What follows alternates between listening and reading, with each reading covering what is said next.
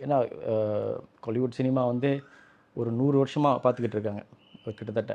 அப்போ மலேசியா தமிழ் படைப்புகள் வந்து இப்போ தான் கொஞ்சம் வீரியமாக வந்து 2012க்கு மேலே தான் வந்து தியேட்டரில் வருது. 2012. அதுக்கு முன்னாடி வந்து எப்படி இருக்குன்னா டிவி ப்ரொடக்ஷன் பண்ணியிருக்காங்க, டிவிடி ரிலீஸ் பண்ணுவாங்க, ஜஸ்ட் ஸ்ட்ரெயிட் டு டிவிடி அப்படின்னு இருக்கும். முதல்ல வந்த படம் வந்து ரத்தப்பை அப்படின்னு சொல்கிறாங்க, 1969 வந்தது. அது வந்து ஒரு ஸ்டேஜ் ட்ராமாவை பண்ணிவிட்டு ஃபிலிமில் ஷூட் பண்ணியிருக்காங்க சொல்கிறாங்க. ஒரு 91 வந்து ஒரு படம் வந்தது, அது ஃபிலிமில் ஷூட் பண்ணாங்க. அதுக்கப்புறம் ஒரு பெரிய இடைவெளி, அதில் வந்து எல்லோரும் வந்து டிவி ட்ராமாஸ், அதுக்கப்புறம் டிவிடி பண்ணிட்டு இருந்தாங்க. 2012 என்ன நடந்துச்சுன்னா, கவர்மெண்ட் வந்து மலேசியாவில் வந்து ஒரு சிஸ்டம் இருக்குது, அது வந்து உலகத்தில் எங்கேயும் இல்லாத ஒரு நல்ல ஒரு சிஸ்டம். என்னென்னா கம்பல்சரி ஸ்க்ரீனிங் அப்படின்னு சொல்லுவாங்க. லோக்கல் படங்களுக்கு வந்து எக்ஸிபிட்டர்ஸ் வந்து ஒரு 2 வாரம் வந்து முன்னுரிமை கொடுக்கணும்.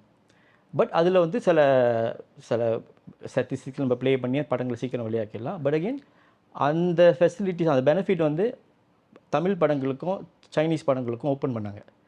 அதுக்கு முன்னே வந்து வெறும் மலாய் படம் தான். மலாய் படம் அவங்களும் வந்து ஒரு 50ஸ்லேருந்து படம் பண்ணிக்கிட்டு இருக்காங்க, ஒரு பெரிய இண்டஸ்ட்ரி ஆச்சு இன்றைக்கி.